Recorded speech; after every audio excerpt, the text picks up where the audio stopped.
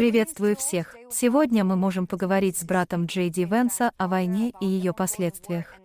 Украину в борьбе против Российской Федерации поддерживает брат Джей Ди Венса Нейт. Он был частью «Волков да Винчи» и был готов рискнуть своей жизнью, чтобы помочь Украине.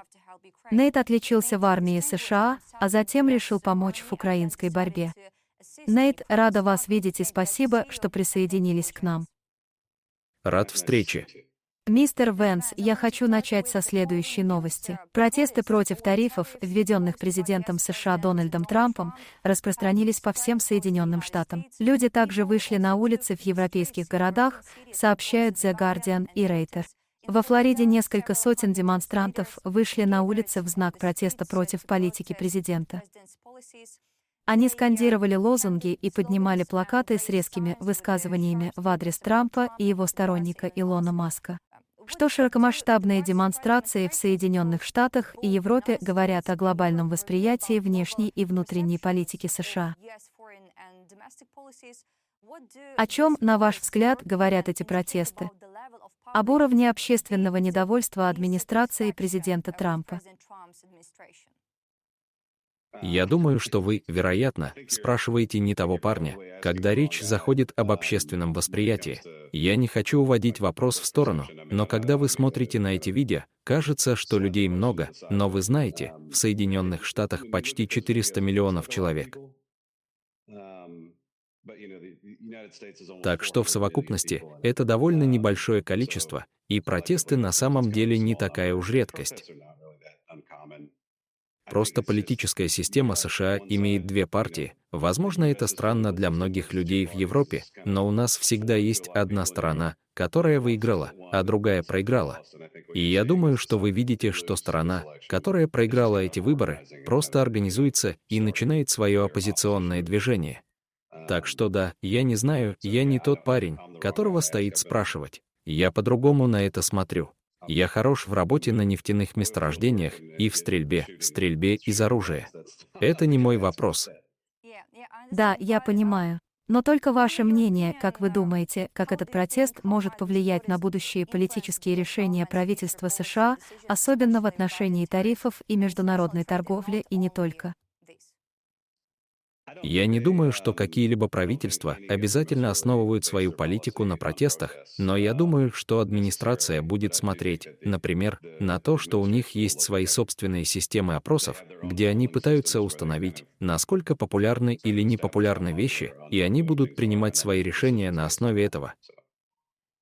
Хорошо, мистер Венс, о вашем брате, потому что, да, вице-президент Джей Ди Венс не говорил публично о вашей службе в Украине, потому что он не хотел подвергать свою жизнь большей опасности.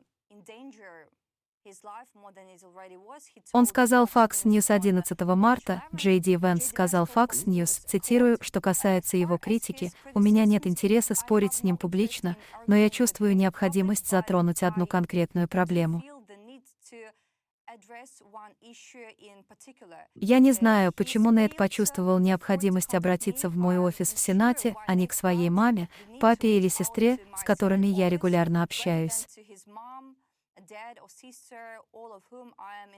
Я понимаю, что достучаться до кого-то по официальным каналам может быть непросто. Пробовали ли вы другие способы связаться с Джей Ди Венсом, возможно, через социальные сети, личные сообщения или что-то еще? С тех пор я обедал со своим двоюродным братом в Белом доме, так что около недели назад или около того я сидел с ним около 2,5 часов в Белом доме и обедал. И вы знаете, очевидно, что это не публичная встреча. Я встречался с ним наедине. Эта встреча подразумевает конфиденциальность, поэтому я не собираюсь подробно обсуждать вещи, о которых мы говорили, но могу сказать, что я ушел оттуда более уверенно, чем когда я вошел. Так что да, я был на связи с ним. Итак, чтобы вы сказали своему брату, если бы оказались с ним лицом к лицу прямо сейчас. Если бы у вас была возможность поговорить со своим братом напрямую, какими бы были ваши первые слова? Как ты себя чувствуешь? Вы знаете, я действительно посидел с ним.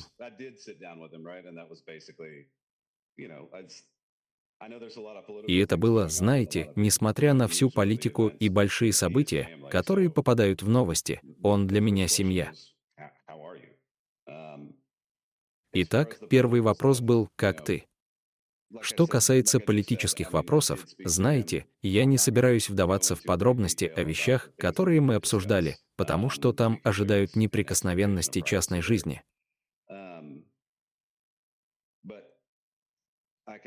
Но я могу сказать, что его понимание вещей могло бы удивить людей, если бы у них была возможность общаться с ним дольше, чем типичный пятиминутный новостной фрагмент.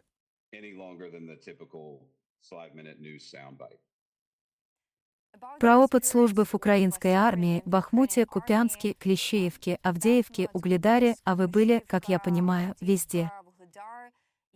Были случаи, когда вы помогали людям из разных подразделений, а также ездили в Запорожье и работали на этом фронте. Можете ли вы описать некоторые из самых сложных переживаний, с которыми вы столкнулись во время пребывания в Бахмуте и других ключевых местах? Какую роль вы сыграли в оказании помощи различным подразделениям, и были ли какие-то конкретные случаи, когда ваша помощь оказала значительное влияние? У вас несколько вопросов. Так что самым сложным для меня лично был языковой барьер. Вы знаете, очевидно, я был в Украине достаточно долго, чтобы выучить язык, но я этого не сделал, и это моя вина. Я должен был стараться. У меня были ребята, которые хотя бы немного говорили по-английски. И они как бы используют меня, чтобы учиться и улучшать свой английский. Так что это в определенной степени ограничивает твою роль, когда ты постоянно в окружении людей. В некоторых действительно стрессовых ситуациях нельзя ожидать, что люди будут общаться на своем втором языке. Так что есть вещь, по крайней мере, в вооруженных силах США, которую мы называем поддержкой огнем. И это то, что я делал в вооруженных силах США, так что это было довольно естественно. Что касается существенного изменения, я имею в виду, я так не думаю. Надеюсь. Да, я не знаю, я бы оставил это решение парням, которые были со мной, и я позволю им решить, внес ли я существенный вклад или нет. О языковом барьере, какие слова вы знаете на украинском языке, может быть, вы сможете рассказать нам? Я не готов поделиться ничем с такой молодой леди, как вы, если можно так объяснить ситуацию. Каковы, по вашему мнению, ключевые сильные стороны украинской армии, которые способствовали ее устойчивости и эффективности перед лицом российской агрессии? Я думаю, что ключевым моментом является, я не хочу сказать, рвение, потому что никто на самом деле не горит желанием вступать в бой. Я думаю, что у украинцев есть чувство, что для них это экзистенциальная борьба. И как бы плохо это ни было, и как бы все не предпочли просто вернуться домой, верно?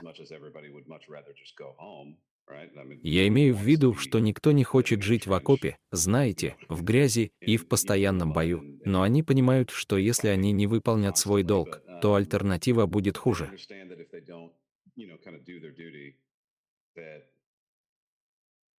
И такой моральный дух и мотивация — это неосязаемая вещь, но невозможно переоценить, насколько это важно.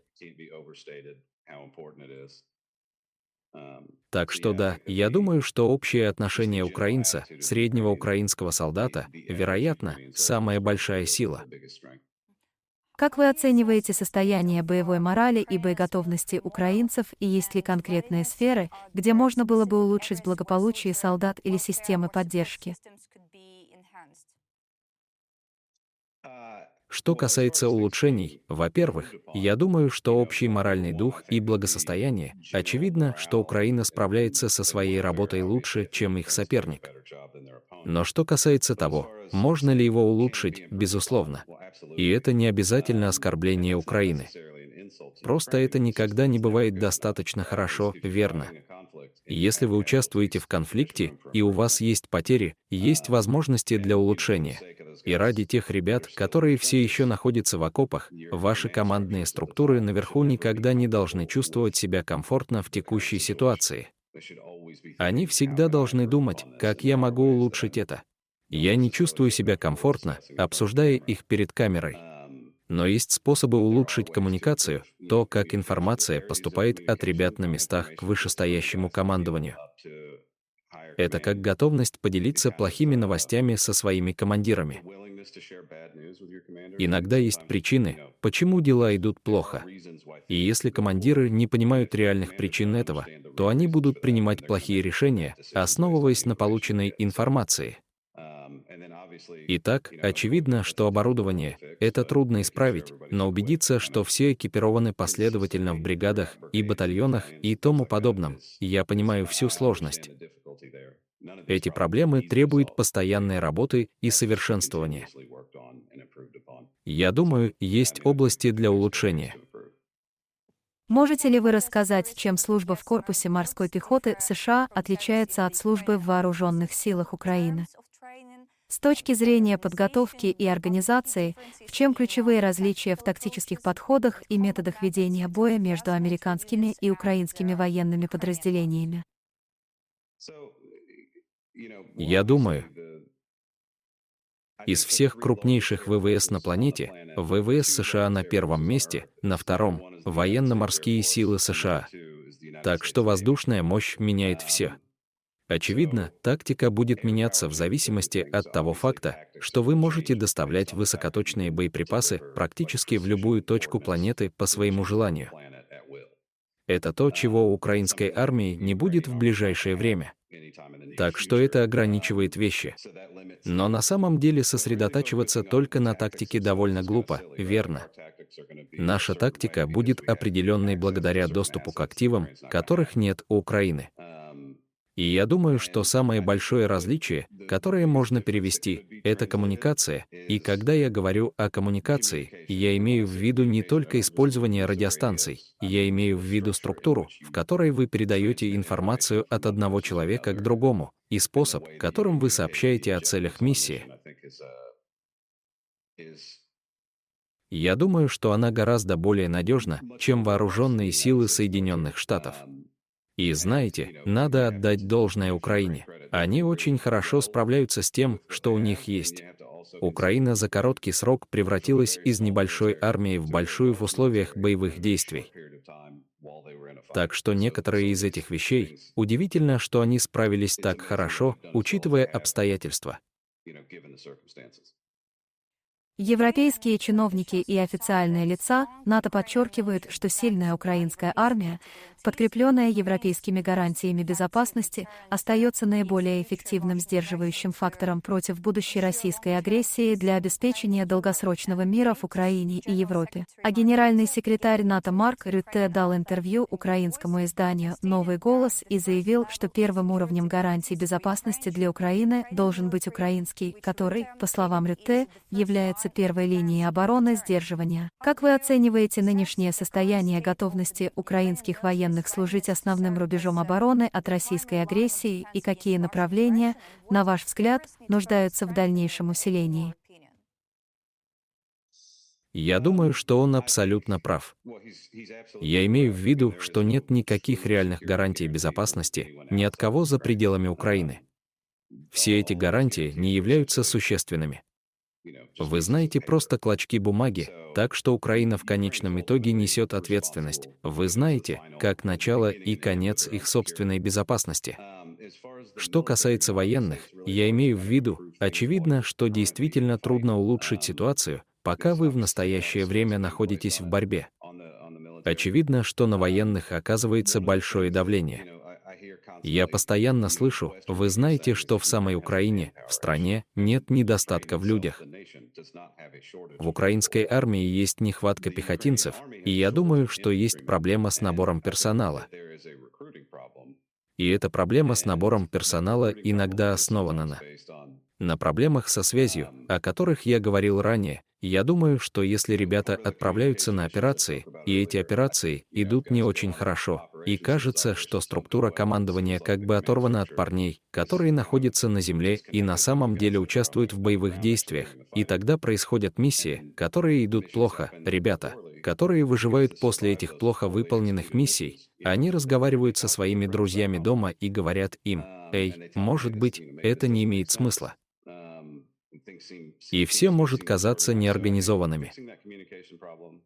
Поэтому я думаю о том, чтобы решить эту проблему со связью, а затем найти способ дать украинским пехотинцам достаточную подготовку, прежде чем они вступят в бой с врагом. Я знаю, что это очень трудно сделать. Гораздо проще сказать это перед камерой, чем сделать это. Но, например, нам даже не разрешат идти в боевую часть, пока мы не пройдем хотя бы 6 месяцев базовой минимальной подготовки. А затем, прежде чем приступить к развертыванию, потребуется еще 6 месяцев обучения. Так что, если подумать, как и у среднестатистического морского пехотинца, у них теперь есть год обучения. Я понимаю, что ситуация в Украине не та, у них может не быть роскоши отработать целый год, но вам нужно быть в состоянии напрячь этих ребят как можно лучше и оснастить их, и что получение этого обучения решит многие ваши проблемы с набором персонала с самого начала. Например, те ребята, которые получают хорошую подготовку, вместо того, чтобы сказать, что это не имеет смысла, позвонят своим друзьям и скажут: «Знаешь, я действительно многому научился». Также мне интересно, как именно могло бы выглядеть участие Альянса, если бы миротворцы были отправлены в Украину. Марк Рютте — это сложный вопрос на данный момент, потому что он, вероятно, не будет касаться НАТО как такового. Это маловероятно, но в этом могут быть задействованы союзники по НАТО. Это всегда означает, что это затронет территорию НАТО. Это также может иметь последствия для обороны территории НАТО в будущем. На ваш взгляд, какие вызовы вы предвидите при размещении миротворцев в Украине? В частности, с точки зрения координации между международными партнерами и обеспечения безопасности миротворческих сил. И я действительно не знаю, как будет выглядеть миротворец. Я имею в виду, если вы посмотрите на масштабы этого конфликта, я думаю, что он относительно незначителен, и если они скажут, что мы собираемся отправить 5000 миротворцев. И если вы посмотрите на масштаб этого конфликта, это действительно не имеет значения. Кто-то вроде России, которая уже пожертвовала миллионам людей в своих усилиях, глядя на 5000 западных солдат, не будет служить для них сдерживающим фактором. Так что я думаю, что в этом и есть сложность. И я думаю, но в некотором смысле я думаю, что западноевропейские страны могли бы помочь. Вы знаете, что у Украины много войск связано на Западе, вдоль северной границы с Белоруссией и тому подобное, и высвободить этих ребят, чтобы украинские солдаты действительно могли справиться с основной тяжестью сдерживания. Кроме того, как отправить западноевропейские войска на фронт, я не вижу проблемы прямо сейчас. Это просто слово, но я не видел, чтобы предпринимались конкретные действия по реальной отправке западноевропейских солдат на Украину в больших масштабах. Так что на данный момент, я думаю, это почти как «поверю, когда увижу». Также о ваших эмоциях, потому что вы упомянули, что скучаете по Украине. По каким аспектам жизни в Украине вы скучаете больше всего? Это прозвучит очень странно. Знаете, быть солдатом — это очень простая жизнь, не так ли? У вас есть одна проблема, и это та же проблема, что и у всех остальных, а именно, есть плохие парни, что вы собираетесь с ними делать. Итак, вы возвращаетесь домой в Соединенные Штаты, и вам приходится иметь дело со всевозможными сложными проблемами, но что касается самой Украины, люди всегда были очень любезны со мной. Я заметил тот факт, что почти в каждом городе, в котором я бывал на Украине, всегда были, как я помню, собаки, бродячие собаки почти в каждом городе на востоке Украины.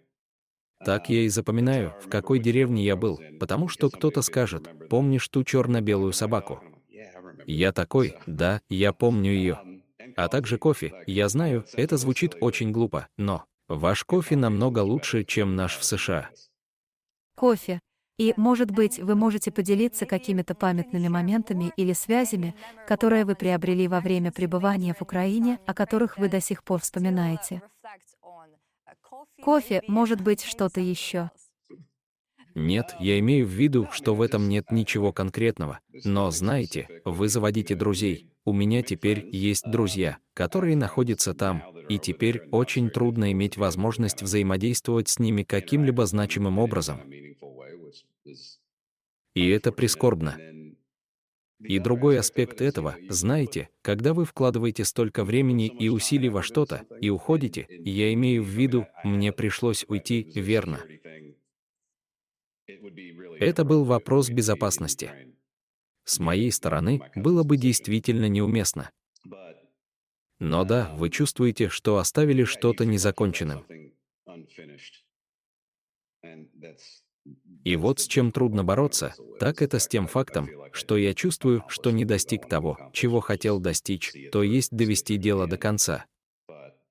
Но вместо того, чтобы участвовать там, попытка проиллюстрировать вещи, которые, как я думаю, могли бы улучшить ситуацию для ребят в окопах, это лучший способ, который я могу внести на данный момент. Что, по вашему мнению, наиболее важно для международного сообщества понять об Украине и ее народе, основываясь на вашем опыте работы там?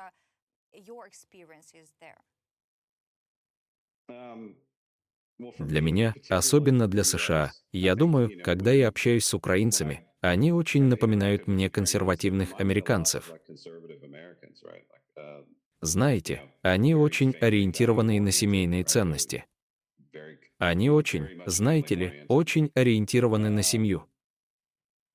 И самое главное, что для американцев, даже если они немного разочарованы в вопросе Украины в целом, они просто не очень понимают важность поддержки Украины. Этого осознания, что Россия является препятствием на пути к миру в этом конфликте. Я имею в виду, вы можете начать видеть, что администрация начинает это понимать сейчас. И я думаю, что они понимали это с самого начала, но для них все еще разумно обеспечить своего рода выход к миру, по крайней мере, предоставить возможность сделать это. И если россияне не свернут с этой рампы, то мы пересмотрим, как с этим бороться.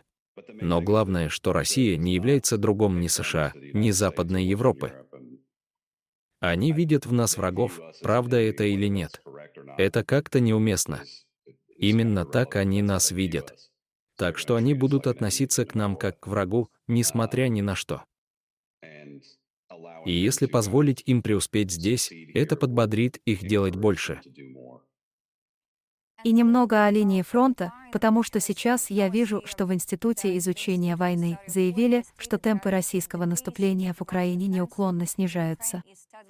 В марте 2025 года российские войска продвинулись всего на 143 квадратных километра, что является самым низким показателем за последние 5 месяцев. Каковы стратегические цели российских вооруженных сил и основные вызовы в их операциях? Тоже ваше мнение. Да, это безусловно, лишь мое мнение. Я понятия не имею, каковы стратегические цели российской армии. Иногда это очень сбивает с толку. Некоторые из их действий очень запутаны и в некотором роде бросают вызов военной логике. Я не знаю, честно говоря, не могу сказать вам, каков их долгосрочный план.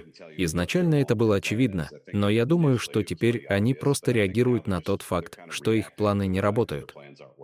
Так что их цели со временем меняются, и я думаю, что в России есть разные фракции, некоторые из которых хотят продолжать войну, а некоторые нет. Некоторые хотят быть более прозападными, а некоторые просто не хотят. Они действительно ненавидят Запад. Есть разные фракции, соревнующиеся за свои цели. АСW отмечают замедление темпа. Путин только что объявил еще одну мобилизацию. И одна вещь, которую я заметил в отношении россиян на протяжении всего этого конфликта, Это то, что они любят наращивать запасы, а затем запускают и начинают атаки и большие всплески. И тогда они как бы израсходуют все припасы, которые они построили, знаете, на штурмовую операцию, а затем перегруппируются. Сейчас они расходовали много ресурсов, сражаясь за Курск, и находятся в периоде пополнения, когда будет спокойнее. И сейчас они находятся в периоде пополнения запасов, и, возможно, будет немного спокойнее в течение следующих нескольких месяцев, а затем, если они мобилизуют людей и наберут запасы, вероятно, попробуют снова. Мистер Венс, я благодарю вас за эту беседу. Большое спасибо за поддержку Украины, за вашу службу. Сегодня с нами был брат Джей Ди Венса, Нейт Венс. Подписывайтесь на наш канал, комментируйте это видео и до скорых встреч.